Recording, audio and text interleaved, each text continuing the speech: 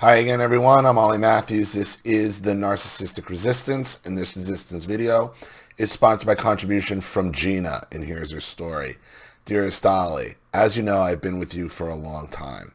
I've listened intently to the hundreds of stories that have been submitted over the years, including your own, and have been fascinated by everyone's ability to so eloquently put their stories into words.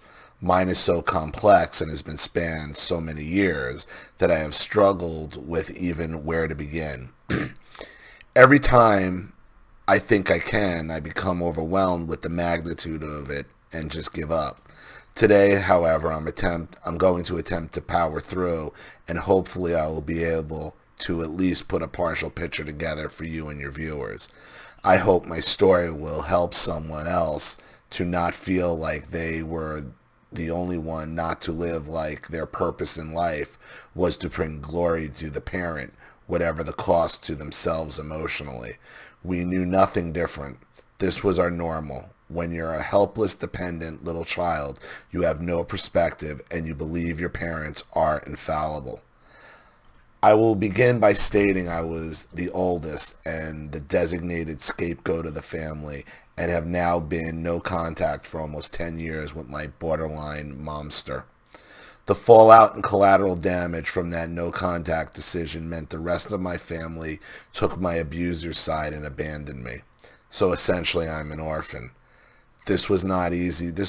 But you were always an orphan. That's the thing. When you find out and you go no contact and everybody's just like, fuck you, and you think you're now an orphan, you were always an orphan. You were always an orphan. Now you're just free of abuse. This was not an easy decision to make, as I knew the result would be that I would be further ostracized.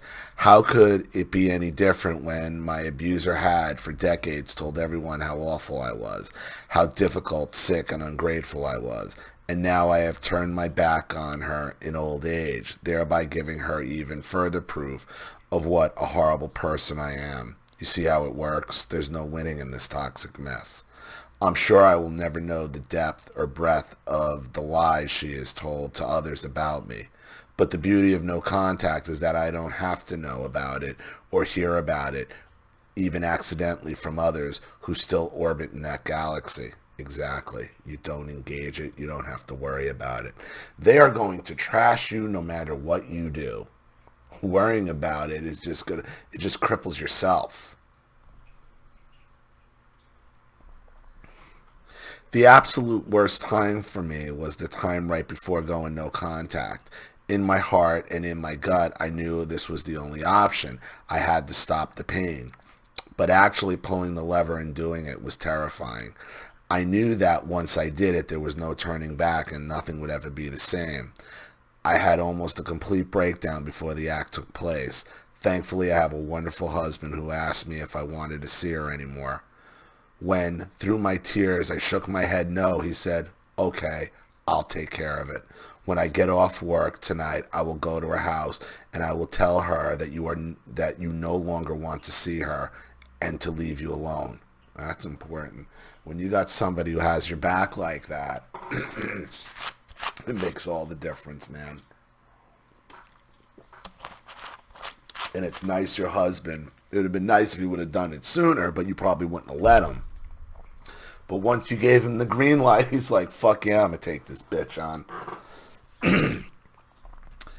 He was my hero that day. He was able to do what I couldn't do for myself. All he knew was this torment was affecting me. Therefore, it affected my ability to be a good wife and mother to our own 3 children. He had on one occasion been able to see for himself her borderline rage. When it happened, I remember thinking, wow, finally someone outside the family gets to witness this firsthand. My hubby remained calm and very firm with her because he doesn't have the emotional attachment nor the trauma bond Stockholm syndrome that victims of these psychopaths have. And that's what they are, psychopaths. In fact, the term borderline comes from the fact they are borderline psychopaths, although it could be argued that they are, in fact, full-blown. Psychopaths have no real control, though. The difference between a borderline and a psychopath is A psychopath will just lose it. A borderline always knows what they're doing. Always knows what they're doing.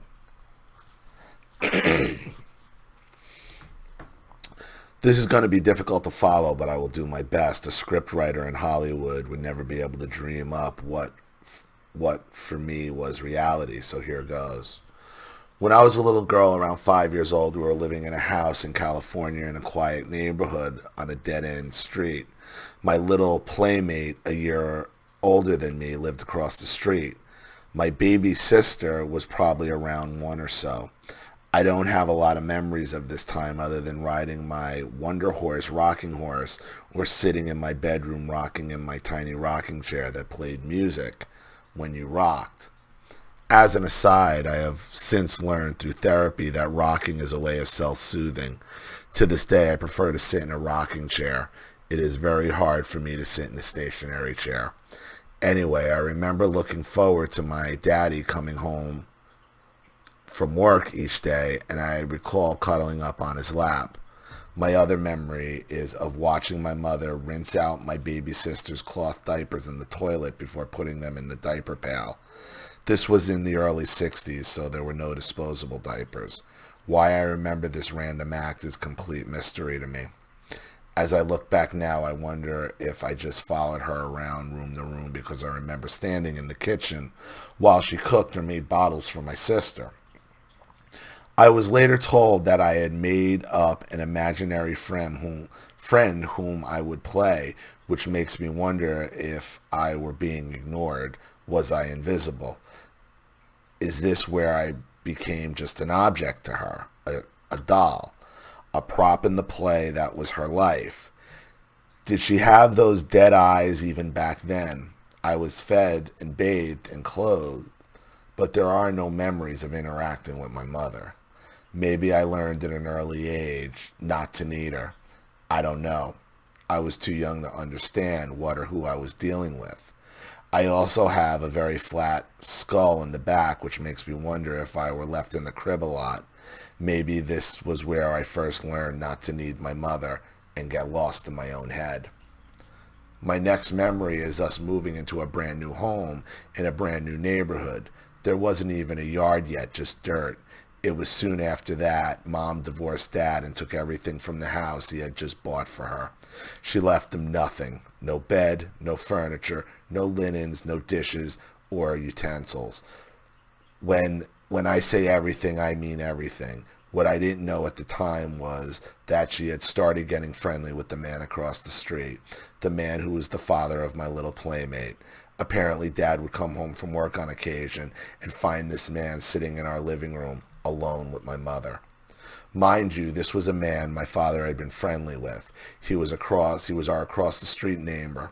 Long story short, Mom left Dad and took us 2 girls with her, and the neighbor man left his wife and 2 kids, and he and my mom would end up getting married about a year later.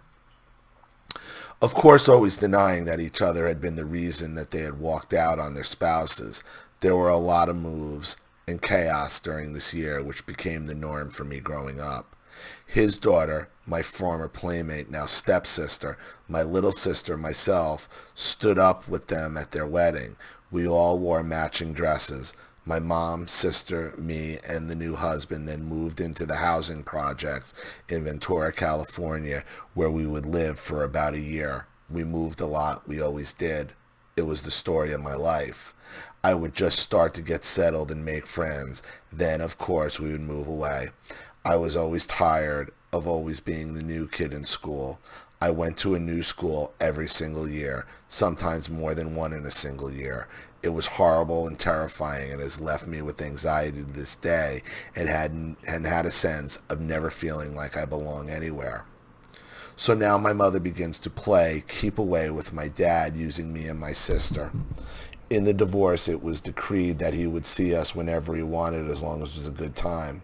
But whenever he would try to come see us, if he could find where we were living, Mom would answer the door and say, "Now is not a good time."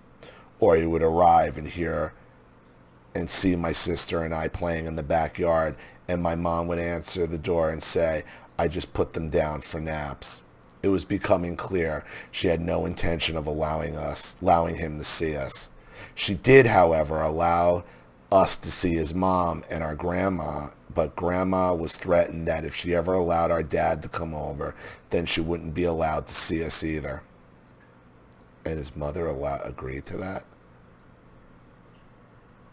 We loved going to grandma's house. She was just a nice, sweet lady who worked hard and loved her granddaughters. Well, one time she defied my mother and called her son, my dad, to tell him that if he wanted to see us, he should come now because our mother wouldn't be back for an hour or so. So he came over and I ran into his arm and squealed, "See, sissy, I told you Daddy still loved us." I had always been a kind of daddy's girl. Anyway, the alienation continued. Of course, we had no idea this was going on. We just knew we didn't have our dad anymore and didn't know why. Dad would try to send us cards and gifts for birthdays and special days, but they would be returned stamped "No one by this name" at this address, even though the child support checks always seemed to have no problem getting there and getting cashed. After about a year or more of this going on, my mother went to my father and asked him if he would be willing to sign away his parental rights and allow her new husband to adopt us. Well, if you're bouncing around from house to house in projects, it's probably so you can get more money in welfare or some kind of fucking scam, right? At first, Dad said no way, but then he went to his dad, and his dad told him, "Son, she's never going to let you see those girls. If the man who broke up your marriage wants to pay to support them, then let him. Then they will always be yours no matter what a piece of paper says. Your genes and your blood, they carry." Again, this was in the 60s. Men had even less rights to their children than they do today. So my mother literally took everything from him. She left him penniless and childless. He reluctantly agreed to sign away his rights, telling himself that maybe this way his girls would have a chance at a normal, peaceful, happy home if he just backed out. He said it was the hardest thing he's ever done. I understand why he did it, though. I understand. It's not because he doesn't love you. He didn't love you, that's for sure.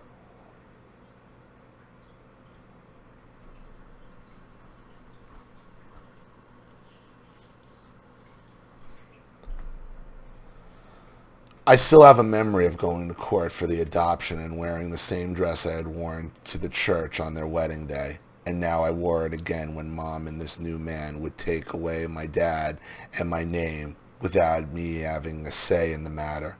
My last name changed officially to his, and my daddy was no longer mine. I don't remember a lot about this day, but I do remember that I cried. I'm not sure I knew what was actually happening, but deep down, I must have known that something major had just taken place. I was a pawn on the chessboard of my mother's life, and she had just checkmated everyone. Eventually, this new dad and my mom would have a son together, and this would be my little brother 9 years younger than me. Fast forward again, and this man would begin cheating on my mother and would eventually leave her just as he had his first family. She was now alone with a baby boy and 2 little girls. She had destroyed her stable, intact family to be with him, and now she was on the receiving end of the adultery. One afternoon, Mom and us kids had gone out to see a matinee with some friends. When we came home from the movies, he was just gone. I could still hear my mom on the phone wailing and crying, saying, "Don't you know what you've done? Do you hear these children crying?" It was awful. Everything was being pulled out from under us again. Little did I know this was to be a pattern with my mother. Karma is indeed a bitch. Unfortunately, when she, Karma, would extract her revenge on my mom over the years, my siblings and I were caught in the shitstorm she had created. Again, we were just props in her play, inanimate objects to be used for leverage or sympathy, accessories to be carried from one act of monster's play to the next. We were just along for the ride. We were We were to speak when spoken to, smile and look adorable in our matching sister outfits. It was all about making Momster look good.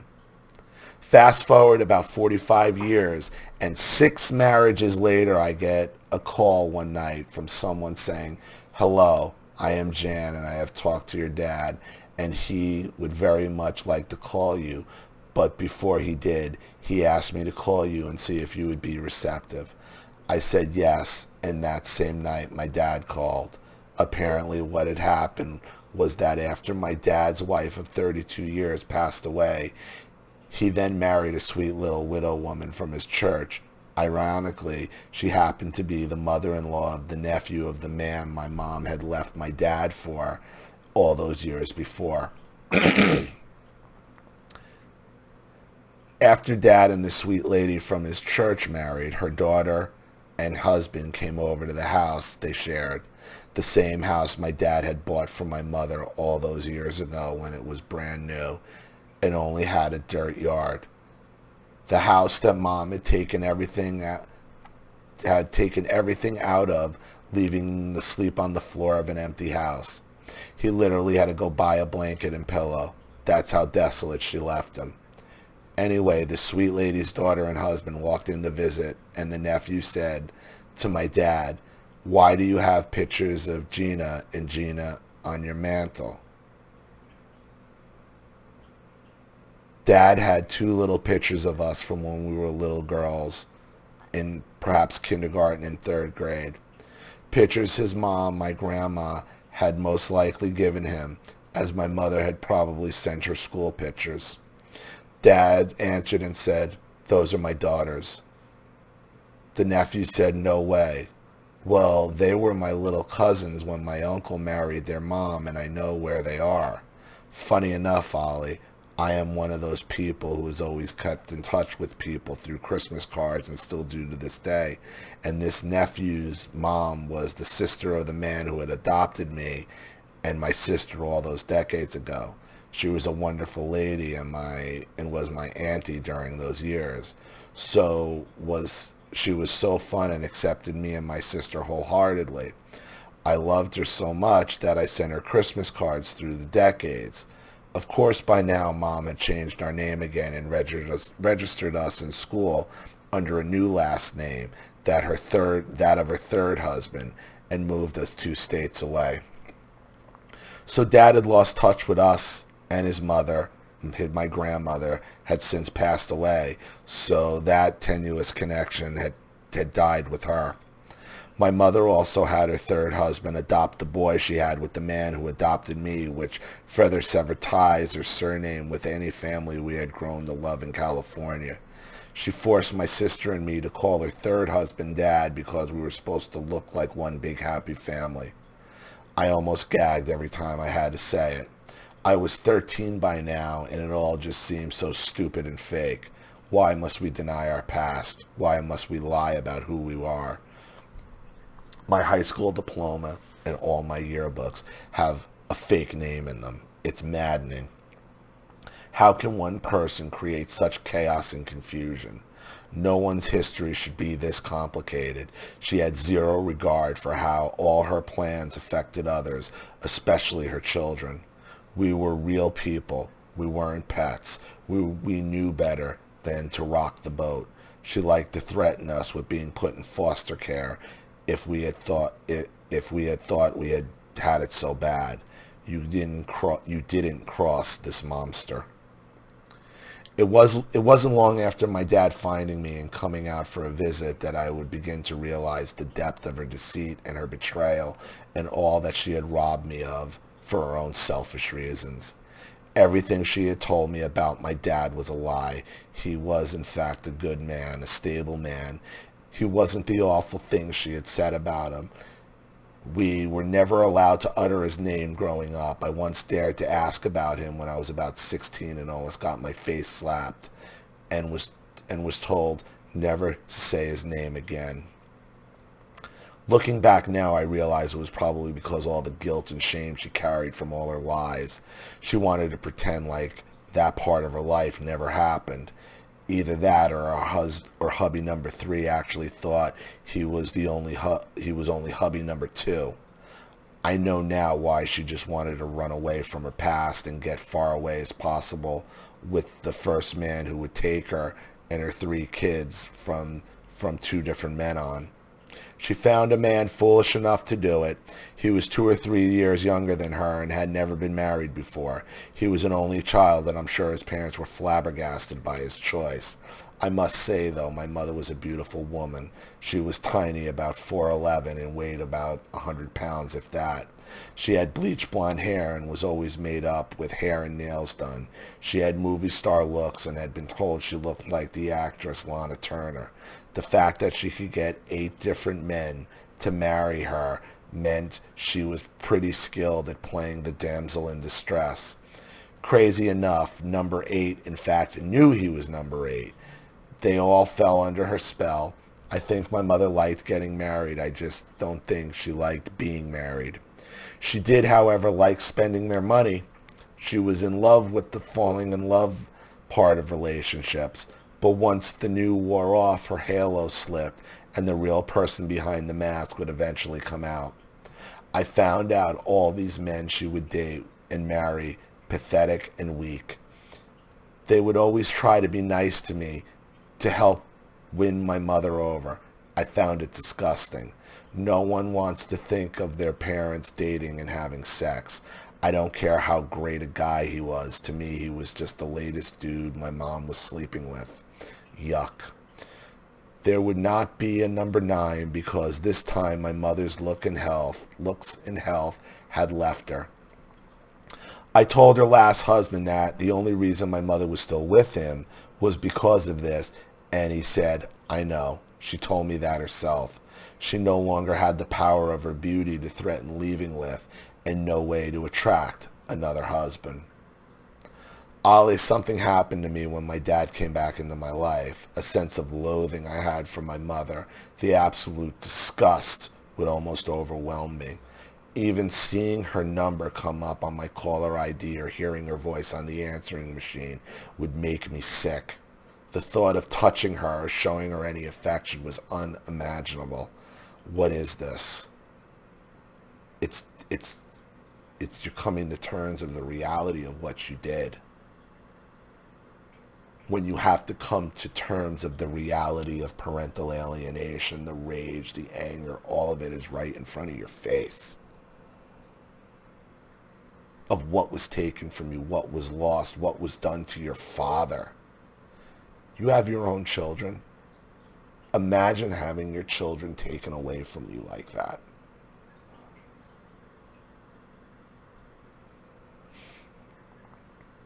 I couldn't believe I was having such a visceral reaction to the woman who gave me life. And of course, this was accompanied by tremendous amounts of guilt because no one who hasn't lived this could possibly imagine the emotions that bubble up deep in our soul where they have long been buried so that we can keep up the facade of being just like everyone else. Once I was able to allow myself to feel these feelings and admit that my mother actually didn't love me and never had, it was like the weight of the world had lifted off my shoulders. It wasn't me after all. I wasn't weird. I wasn't crazy. I was the most sane one in the whole damn bunch. I would be curious to hear if any of your other subscribers had that visceral reaction to their own parent. Yeah, we all do. That's the whole point of this channel. It's not us. It's them.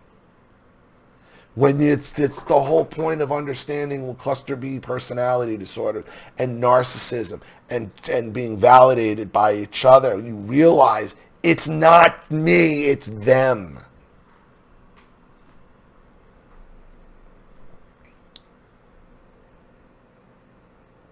To this day, it still confuses me that I could feel that way toward my own mother. I went through a period of time where as new revelations would surface, I would break out in raised, hot, red hives on my thighs. I think the poisonous crap that had been stuffed was literally coming out of me. Yeah, it's your body like, you got to deal with this. You got to deal with this, Gina. You got to deal with this. Well, that's it in a nutshell, a very condensed version, but now you know why I'm so passionate about parental alienation and men's rights, and I have told you, Ollie, not to give up. We never know where the path is going to take us. One thing I could tell you for sure is that one day Erin will find out what her mother and grandparents did to her, and she will hate them for it. How dare someone deny their child a relationship with one of their parents? It's not the child's fault that they chose to make a child with that person. I find it one of the cruelest, heartless acts a mother can do to her children. I have no sympathy for anyone who does this to their child or children. I guess I'll end this here. Hopefully I can write again and fill in some of the huge gaps with some of the stories that took place along the way. Thank you again for any comments you may have on the story or insights I may have missed. Thank you, too, for all your subscribers who are part of the Ollie Squad and support and validate one another on here. This is one of the few places I can come and not feel like an outcast or a weirdo. Thanks for taking my time to read my story.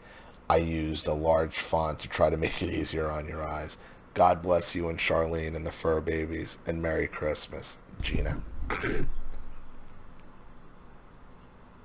You know, you came to terms with what parental alienation was. You know,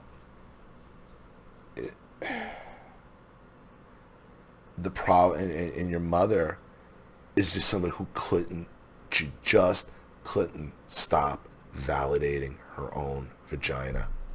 Is all about looks. Is all about looks and getting men and stealing men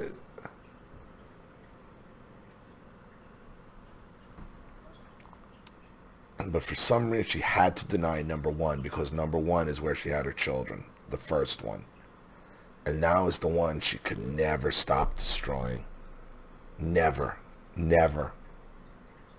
because that was the one that set it all off and just proves she can't be trusted in any relationship. That's why she had to keep changing your name and adopting you, because all your names were to her, all your names, last names were to her, were proof that she was going to run away from another, that she couldn't stay in a relationship. Even the ones where they left her. But I would imagine most of the time she did the walking. So this is when you realize the effects, of parental alienation. I mean, it's a beautifully written story. So, and you said a lot here. I mean, I didn't really have to jump in a lot because it was written so well. So, thank you. You've been a great supporter as well, Gina, and I really appreciate it. Thank you for your contribution and story. I hope this helps. Thank you to everybody watching. Please leave any opinions or advice in the comment section below. And again, if you want your story read on the channel, you have a topic you'd like me to cover, a narcissist you'd like to expose, you'd like to have a private video made, or you'd just like to make a contribution to the channel in general to keep it supported, growing, and successful, because this channel survives 100% on contributions from all of you. Without you guys, all this goes away. So if you like what you see here and you want to see more videos like this, you know what to do with the PayPal and email links in the description box. Also, please like and share this video wherever you can. Subscribe to my channel if you haven't, and be sure to click the subscription bell to be notified of all my video uploads. I'm Ollie Matthews. This has been the Narcissistic Resistance. Take care.